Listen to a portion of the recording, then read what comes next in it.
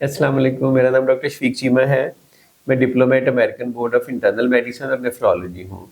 आज एक नए अंदाज से वीडियो में लेके आया हूँ। मजीद वीडियोस और अपडेट्स के लिए हमारा यूट्यूब चैनल सब्सक्राइब, लाइक और शेयर करें।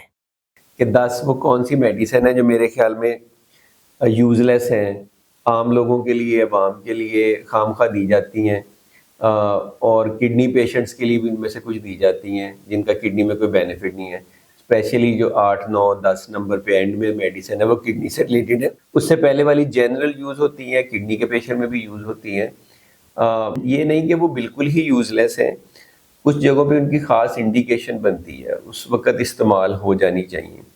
लेकिन कुछ मेजॉरिटी टाइम वो अननेसेसरीली दी जाती हैं।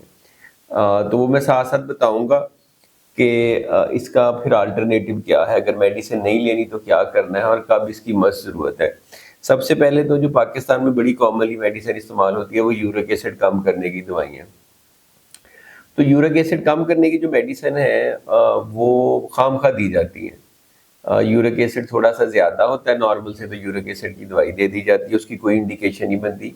ये मैंने जो डॉक्टर शकीब के साथ एक इंटरव्यू किया था उसमें भी डिटेल में बताया था। सीकेडी के पेशेंट में अगर 10 से ज़्यादा यूरिक एसिड हो या वैसे सिम्पटम्स ना हो, 10-11 से ज़्यादा हो, तो फिर किडनी स्टोन बनने का चांस होता है, उस सिचुएशन में दी जा सकती हैं। अपर लिमिट 7 है, आप 7.5 पे 8 पे लोग लेनी शुरू कर देते हैं, कोई इंडिकेशन नहीं है। अगर आपको गाउट की हिस्ट्री है, हाइपरयूरिसीमिया की वजह से किडनी डिजीज़ है, या यूरिक एसिड आपका ज़्यादा ही ज़्यादा है, 10-11 से ज़्यादा है, तो फिर इंडिकेशन बनती है। मेरे ख्याल में पाकिस्तान में 90% लोग जो इस्तेमाल कर रहे हैं यूरिक एसिड की मेडिसिन वो ठीक इस्तेमाल नहीं कर रहे, उसमें इसकी इंडिकेशन नहीं बनती। अगर आपका थोड़ा-सा ज़्यादा है तो आप डाइट कर लें, डाइट में प्यूरिन कम लें। प्यूरिन कम लेने का मतलब है कि गोश्त, चिकन, दालें वगैरह कम लें, सी फूड कम लें, श्रिम्प कम लें, अल्कोहल लेते हैं तो वो ना लें। ज़्यादा फ्रूट्स एंड वेजिटेबल लें, हेल्दी डाइट लें। दूसरे नंबर पे जो मेडिसिन है सप्लीमेंट एंड विटामिन्स, ये भी हर बंदे ने 2-2 3-3 शुरू कराए होते हैं, इसका कोई फ़ायदा नहीं है। एक विटामिन होना चाहिए, स्पेशली अगर आपकी डाइट बैलेंस नहीं है या रिस्ट्रिक्टेड है। अगर आप फ्रूट्स वेजिटेबल ज़्यादा खाते हैं तो ज़्यादा केसेस में उसकी भी ज़रूरत नहीं होती।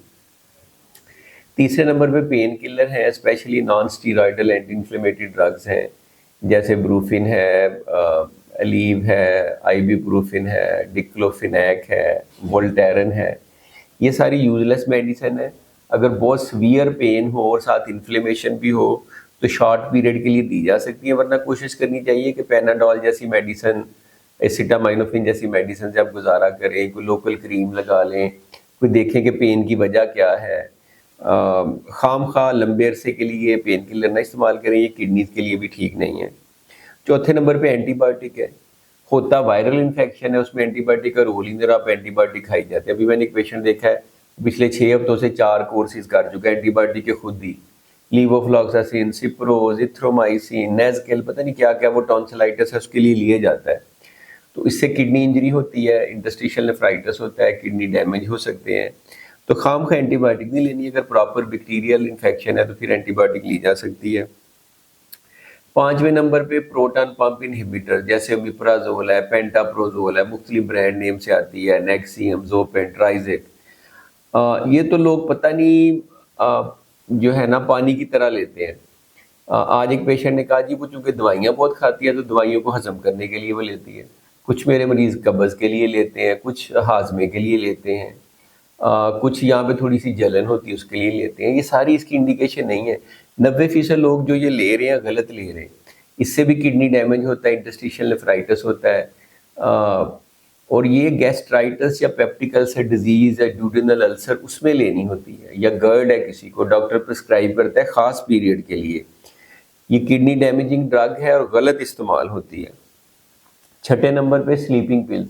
हर बंदा जो है ना एल्प्राज़ोलैम पे है, ज़ैनेक्स पे है, वेलियम पे है, एल पे है, खामखा for literally no reason. There are other safer medicine नींद के लिए। पहले तो ये कि 2 घंटे सो के रात को नींद तो नहीं आएगी।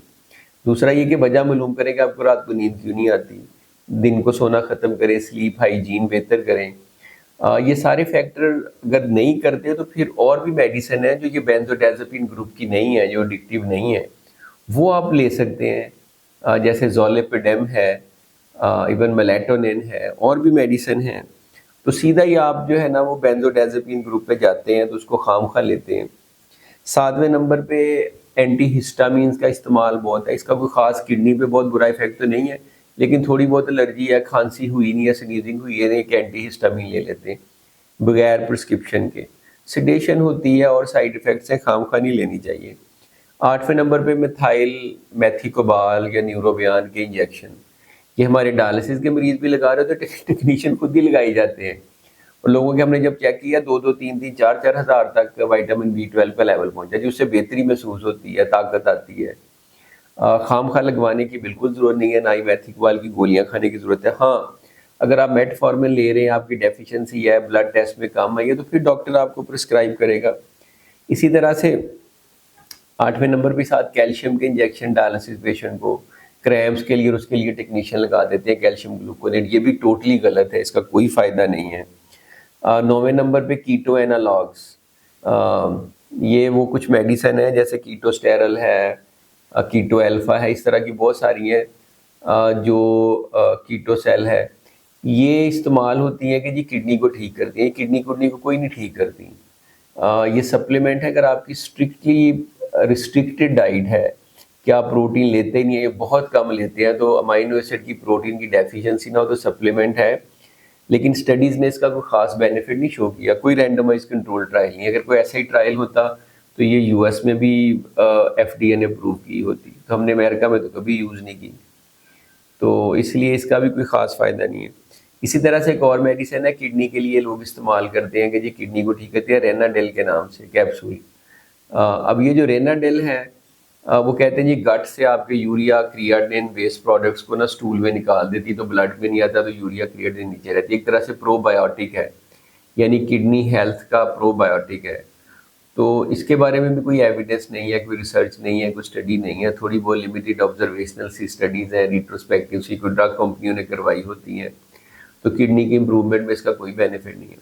तो ये 10 मेडिसिन मैंने डिस्कस की हैं, जिनमें से ज़्यादा किडनी को इफ़ेक्ट भी कर सकती हैं, किडनी डैमेज भी कर सकती हैं, या किडनी डिजीज़ की सेटिंग में उनका कोई रोल नहीं है, या किडनी को बेहतर करने में उनका कोई रोल नहीं है, या उनका नुकसान है, तो ये खामखा नहीं लेनी चाहिए। लंबे अरसे के लिए दर्द की दवाइयाँ, मैदे की दवाइयाँ, यूरिक एसिड की दवाइयाँ अननेसेसरीली, मेरे ख्याल में 1/3 से हाफ ऑफ जो प्रिस्क्रिप्शन है मेजॉरिटी मरीज़ों की पाकिस्तान में वो अननेसेसरी दवाइयों की होती है। तो ये मुझे था कि आपको थोड़ा सा आगाह करूँ, अगर इनमें से कोई मेडिसिन ले रहे हैं तो आप एक दफ़ा अपने डॉक्टर से चेक ज़रूर करें कि इसकी इंडिकेशन क्या है, ताकि वो आपको खामखा उससे कॉस्ट बढ़ती है, साइड इफ़ेक्ट्स बढ़ते हैं, इंटरेक्शन बढ़ते हैं, और भी इश्यूज़ हो सकते हैं, और उसका फ़ायदा भी कोई नहीं होता।